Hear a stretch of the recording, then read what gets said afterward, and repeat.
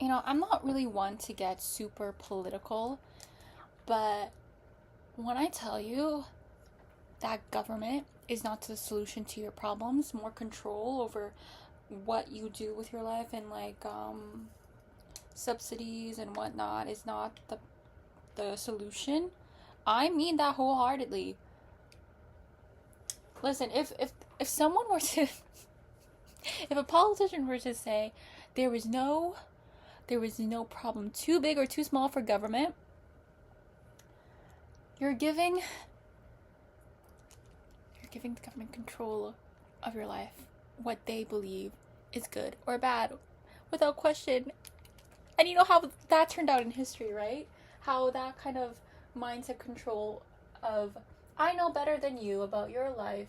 I know how to run your household better than you. You know how that turned out in history. Government is not the solution. There is no such thing as a free lunch. And when people start promising, oh, you're going to get free housing, you're going to get affordable this, affordable that, it's going to come from somewhere. Okay. If you're going to tax the rich, what is the rich going to do? They're going to move out of the place that is going to tax them. They're not going to be there to subsidize these group of people. Nope. So,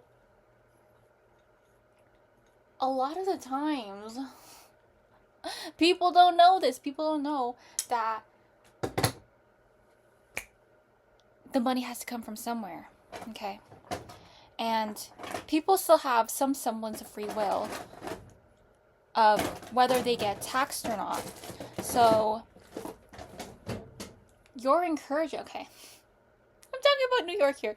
You're encouraging the rich in New York to move out. And then you're encouraging those that need affordability and everything of that sort. You're encouraging those people to enter New York.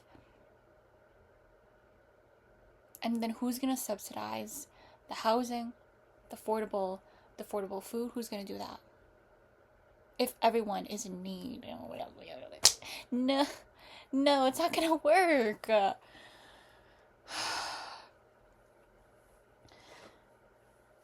Oh my goodness. It's just... Listen, I have an accounting background, so I know there's no such thing as a free lunch. Okay. There's no such thing as that.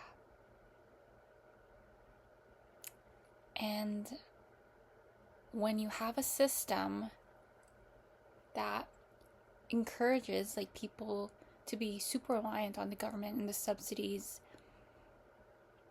then you have people that grow dependent and are not encouraged to get out of their situation if they're provided for the government. You have people that abuse the system. If I was a criminal, I would go in these areas, because if we're defunding the police, if we're being super reliant on the government and support, that would be the perfect place to be.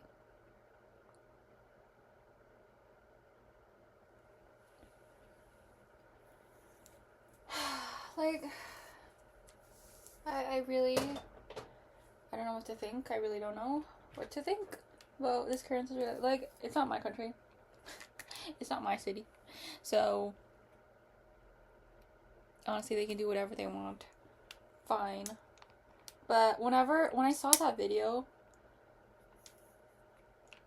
of Mandani, saying there is no problem too big or too small for the government to fix, I'm thinking, oh no, this is socialism. This is repeating history, because where have I heard that before?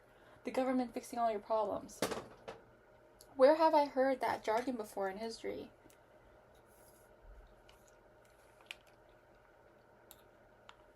You know what I mean? It's just so scary. I'm thinking about Big Brother here. I'm thinking about Handmaid's Tale. Oh, okay. So, New Yorkers. I've been to New York before. Beautiful. Yeah.